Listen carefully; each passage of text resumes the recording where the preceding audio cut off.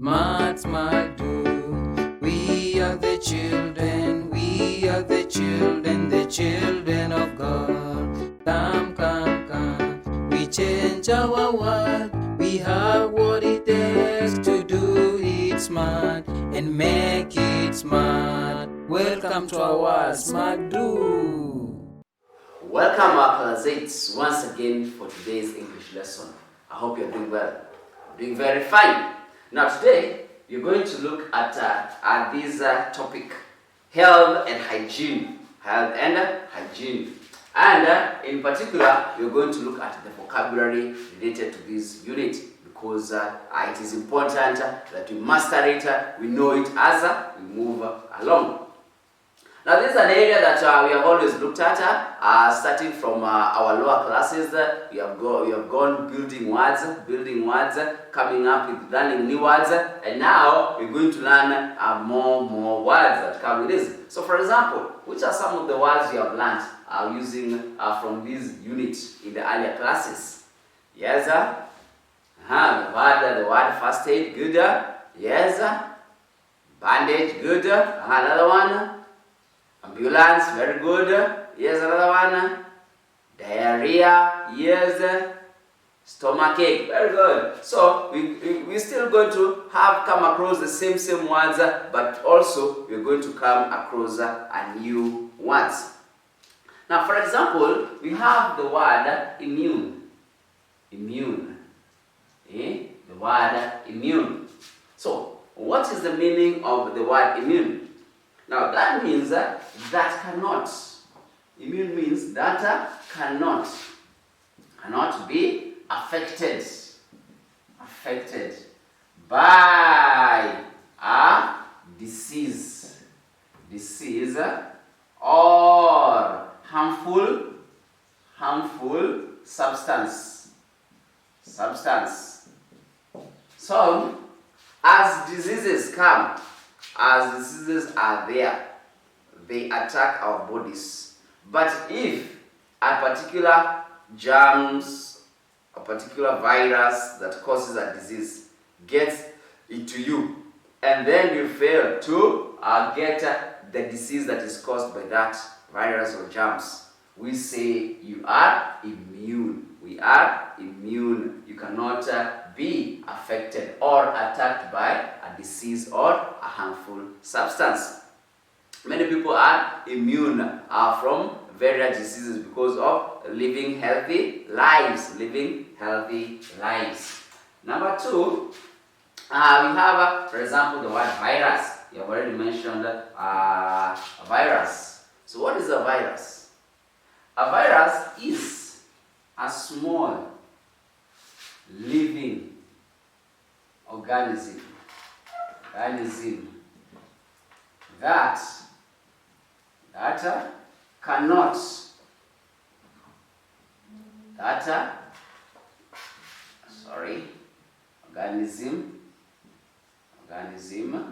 that cannot be seen with our eyes, cannot be seen with our eyes, and causes diseases. And it is living. It's a small living thing that is very, very small and cannot be seen with our eyes. And therefore we find that it causes what we call diseases in our bodies. So therefore, it is important that we take care of what? Of ourselves, so that we don't get these viruses. And very many diseases are caused by viruses.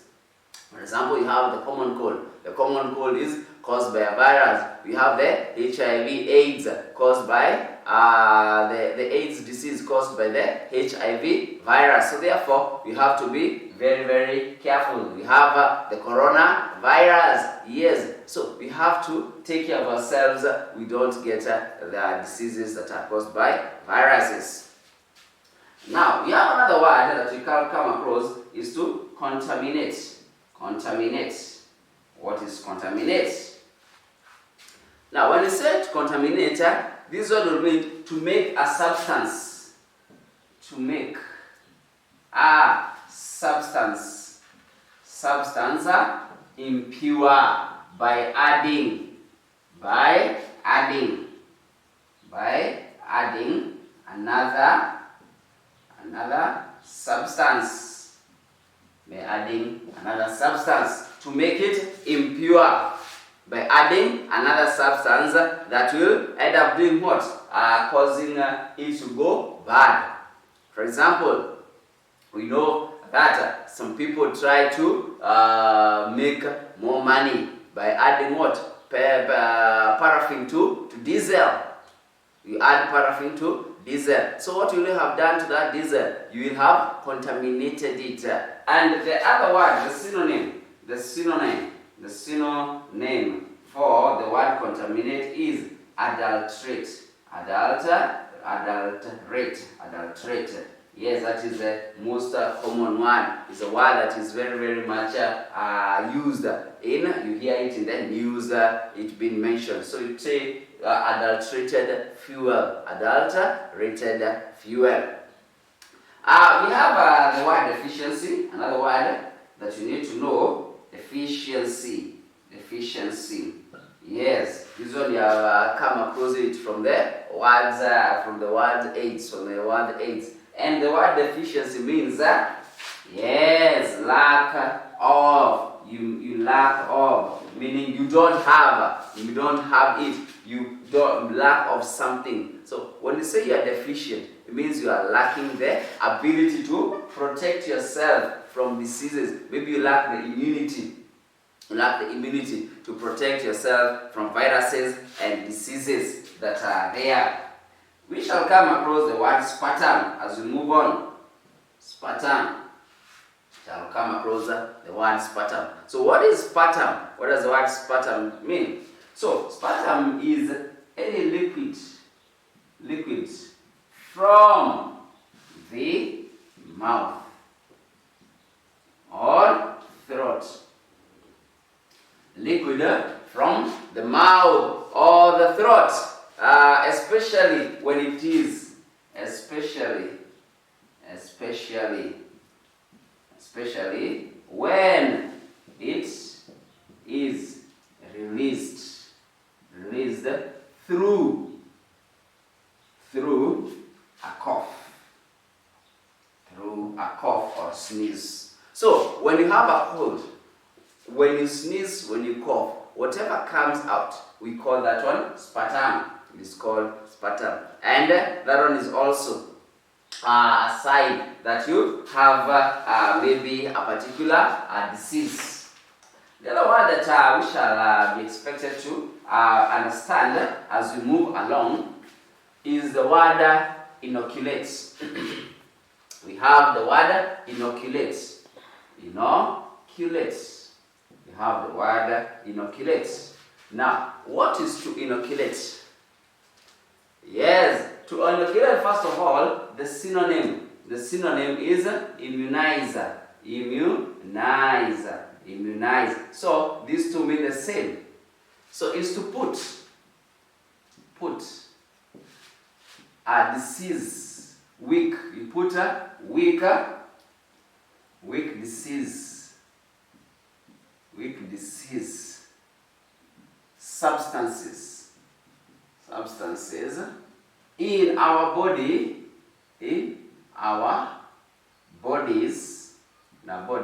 so that they help in fighting